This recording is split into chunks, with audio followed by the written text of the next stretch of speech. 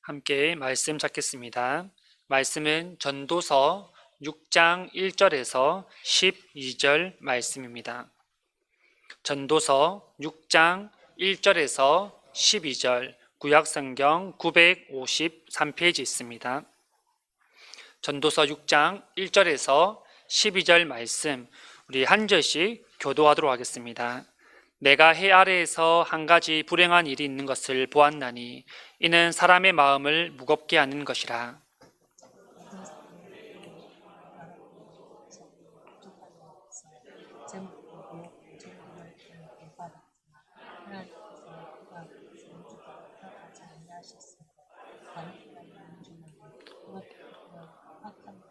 사람이 비록 100명의 자녀를 낳고 또 장수하여 사는 날이 많을지라도 그의 영혼은 그러한 행복으로 만족하지 못하고 또 그가 안장되지 못하면 나는 이르기를 낙태된 자가 그보다는 낫다 하나니.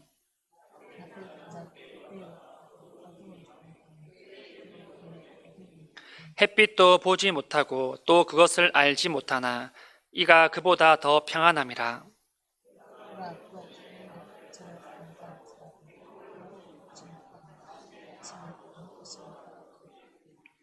사람의 수고는 다 자기의 입을 위함이나 그 식욕은 채울 수 없느니라.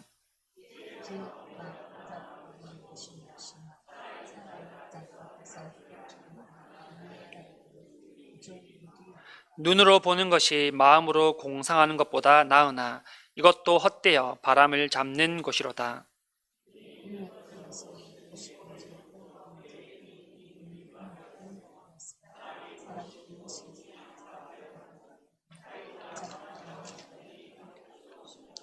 헛된 것을 더하게 하는 많은 일들이 있나니 그것들이 사람에게 무슨 유익이 있으랴. 헛된 생명의 모든 날을 그림자같이 보내는 일평생에 사람에게 무엇이 낙인지를 누가 알며 그 후에 해 아래에서 무슨 일이 있을 것을 누가 능히 그에게 구하리요. 아멘. 여러분 반갑습니다. 우리 이렇게 따라서 고백했으면 좋겠습니다. 성도는 성도답게 살아야 합니다. 우리는 성도답게 살아갈 수 있기를 간절히 소망합니다. 우리는 서로를 성도라고 그렇게 부릅니다. 성도는 성인성, 무리 도서로서 하나님의 제자, 하나님의 백성을 성도라고 우리가 부릅니다. 그렇다면 우리는 이 성도로서 어떻게 살아가야 될까요? 혹시라도 고민해 본 적이 있으십니까? 하나님의 백성이라는 우리가 세상 사람들과 다르게 살아야 되는데 만약에 다른 점이 없다면 우리는 성도라 불릴 자격이 과연 있겠습니까? 성도는 성도답게 살아야 될 줄 믿습니다. 그 다음 본문을 통하여서 우리가 성도가 성도답게 살기 위해서는 어떠한 노력들이 필요한지 우리가 함께 살펴보기를 원합니다. 첫 번째는 세상을 내다보는 안목을 가져야 합니다. 이 안목이라는 것은 사물을 보고 판단하는 능력을 말하는데요. 우리는 세상을 내다보는 안목을 가져야 됩니다. 사람들은 여러분 주식에 대해서 상당한 안목을 가지고 있습니다. 어떤 주식에 투자해야 오를지, 언제 단가가 오르고 내려갈지, 심지어 몇 시에 상승세로 올라가는지를 잘 알고 안목이 상당히 넓습니다. 하지만 성경은 그러한 안목을 가져야 된다라고 우리에게 말하고 있지는 않습니다. 우리는 세상을 내다보는 안목이 있어야 합니다. 어떤 것이 세상 가운데 바른 것인지, 바르지 못한 것인지, 또한 어떤 일이 우리가 해야 할 일인지, 해서는 안 되는 일인지를 우리는 분명하게 판단하고 행동할 수 있어야 됩니다. 본문의 솔로몬은 해 아래에서 한 가지 불행한 일을 보았다라고 말을 하면서 시작하는데요. 여기서 이 한 가지라는 것은 정말 딱 집어서 한 가지만을 말하는 것이 아닙니다. 그만큼 중요하다는 것을 강조하고 또 강조합니다. 이는 사람의 마음을 무겁게 하는 것이다 라고 표현을 합니다. 그 일에 대해서 2절에 말하는데요. 어떤 사람은 그의 영혼이 바라는 모든 소원에 부족함이 없어 재물과 부요와 존귀를 하나님께 받았으나 하나님께서 그가 그것을 누리도록 허락하지 아니하셨으므로 다른 사람이 누리나니 이것도 헛되어 악한 병이로다. 어떠한 사람은 부족함이 없이 너무나 많은 부와 명예를 그렇게 받았습니다. 그런데 본문을 보니까 그 받은 것들에 대해서 이 사람이 누릴 수 없었다라고 그렇게 말합니다. 축복을 받았지만 이 사람이 그것을 누리지 없었던 이유에 대해서 말하기를 하나님께서 허락하지 않으셨기 때문이다 라고 말합니다. 하나님이 분명히 주셨지만 이들이 하나님의 영광을 위해 사용하지 않고 이웃을 섬기는데 사용하지 않았기 때문에 하나님께서 허락하지 않으신 겁니다. 모든 것이 하나님 주신 것임을 우리가 입술로 고백하고 감사하며 하나님을 위하여 우리가 살아가야 되는데 본인의 만족과 유익을 위하여서 사용하는 이러한 자들은 받았지만 사용할 수 없다라고 말씀합니다. 이 본절에서 우리가 기억해야 될 것은 주신 것도 하나님이시고 허락하지 않으신 것도 하나님이시라는 겁니다. 하나님은 우리가 세상의 모든 것들을 누리게 하실 수도 있는 분이시며 또한 주셨지만 허락하지 않으실 수도 있다라는 겁니다. 모든 것이 인간의 주권이 아니라 하나님의 주권에 있음을 솔로몬은 가장 먼저 말하고 있습니다.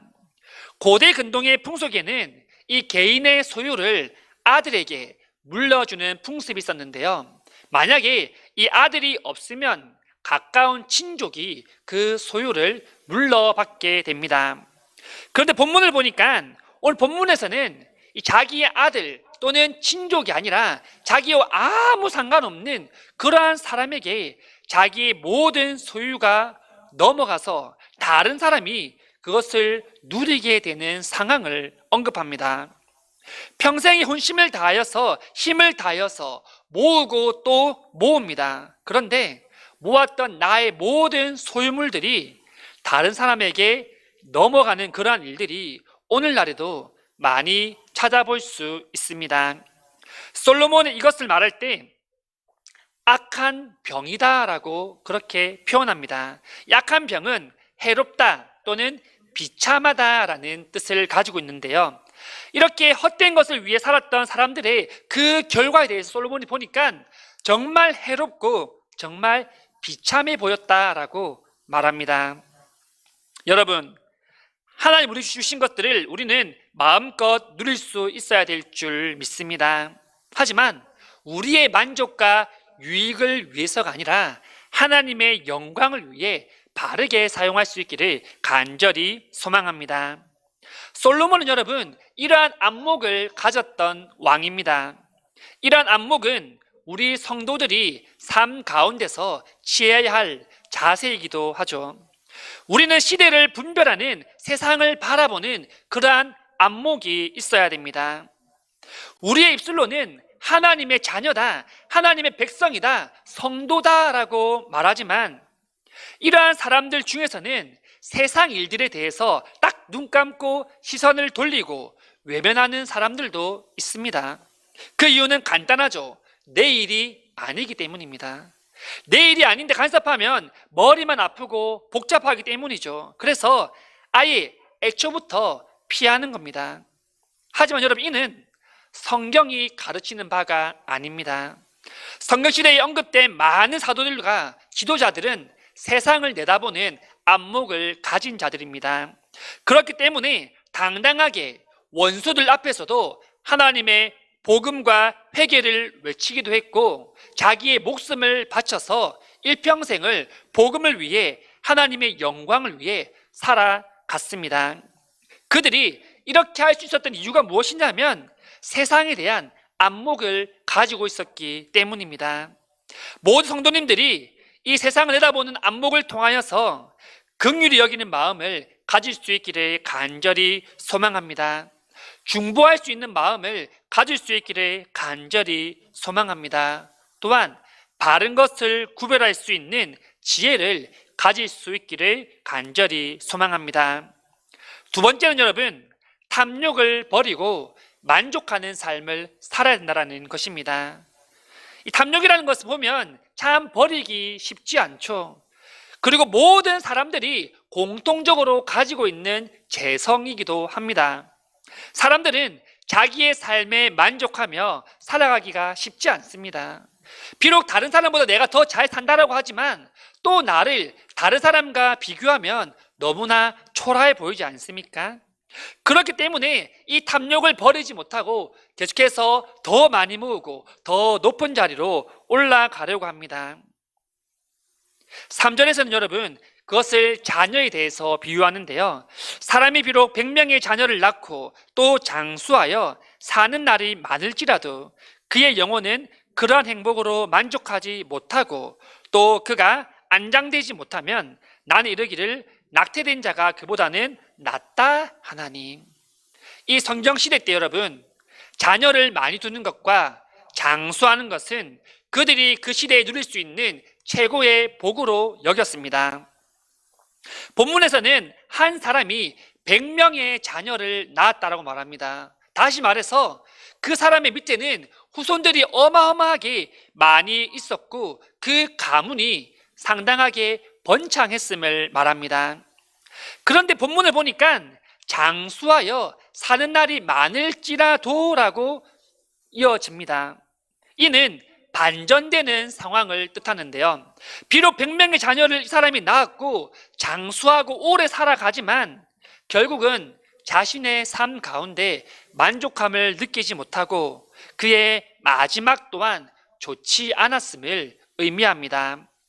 본문에 보시면 그의 몸이 안장되지 못했다라는 표현을 사용하는데요. 이것은 장례를 치르지 못했거나 또는 장례가 없었다라는 것을 말합니다. 이 고대 사람들은 좋은 삶은 좋은 죽음으로 끝난다라고 이해했습니다. 착하게 산 사람은 좋은 죽음으로 인생을 마무리한다라고 그렇게 본 것이죠. 그런데 본문에서 안장되지 못했다, 이 매장되지 못했다라는 것은 객사를 했거나 또는 어떠한 이유로 장례를 치를 수 없었던 상황을 말합니다. 즉 가장 최악의 상황을 말하고 있습니다. 이는 심한 경우에 들짐승이나 까마귀나 독수리 같은 짐승들에게 몸이 뜯기는 그러한 일들까지 연상시킬 수 있는 가장 최악의 경우입니다. 솔로몬은 이러한 사람들을 비유해서 말하기를 낙태된 자가 더 낫다라고 그렇게 비유합니다. 이렇게 평가한 이유를 보니까 이 낙태된 아이는 생을 즐기는 시간을 잃어버렸기 때문에 이 생에서 일어날 수 있는 고통과 아픔의 시간을 피했기 때문이랍니다. 하지만 많은 자녀를 낳고 장수하고 만족하며 살아가야 되지만 결국 행복하지 않는 그 사람은 많은 것을 누리지만 슬픔과 아픔, 무수한 어려움들을 경험하고 마지막에 제대로 매장도 되지 못하고 죽기 때문에 차라리 그러한 사람보다는 그것을 보지 않고 겪지 않고 죽은 낙태된 자가 더 낫다라고 솔로몬이 지금 표현하고 있는 것이죠. 이렇게 탐욕만 가진 자는 여러분 자기의 삶에 만족을 할 수 없습니다. 많은 자녀들이 있고 장수하는 삶을 살았지만 만족을 할 수 없었습니다. 이는 여러분 탐욕의 특징이기도 합니다. 제가 이전 교회에 있었을 때 교육자들이 돌아가면서 죽음에 이르는 7가지 죄에 대해서 한 달에 한 번씩 한 주씩 돌아가면서 특강을 한 적이 있습니다. 7대 죄악, 우리가 알다시피 교만과 탐욕과 음욕, 식탐, 시기, 분노, 나태로 이루어지는데요. 그리고 지금 하나가 더 추가되어서 이제는 이 8대 죄악에 허영이라는 것이 포함이 됩니다. 허영은 20세기 때 다른 죄들과 합쳐져서 대죄 목록에서 한번 빠졌던 목록입니다. 그런데 이 허영이라는 죄를 알면 알수록 너무나 사악하고 무서운 죄라, 큰 죄라고 여겨져서 다시 8대 죄악으로 들어오게 됩니다. 저는 그때 이 탐욕과 허영과 시기, 3번의 특강을 했었는데요. 탐욕에 대해서 우리가 잠시 말씀을 하자면 이 탐욕은 여러분 잡은 것을 놓치려 하지 않는 것입니다. 이러한 탐욕은 조금만 더에서 시작이 됩니다. 사람들은 여러분 자기가 잡은 것에 대해서 놓치려 하지 않습니다. 오히려 자기가 진 것을 뺏기지 않기 위해 몸부림치고 오히려 싸우게 됩니다. 조금만 더 하면 내가 만족하면 얻을 수 있을 것 같기 때문에 조금만 더를 내 안에서 계속해서 외치는 것이죠.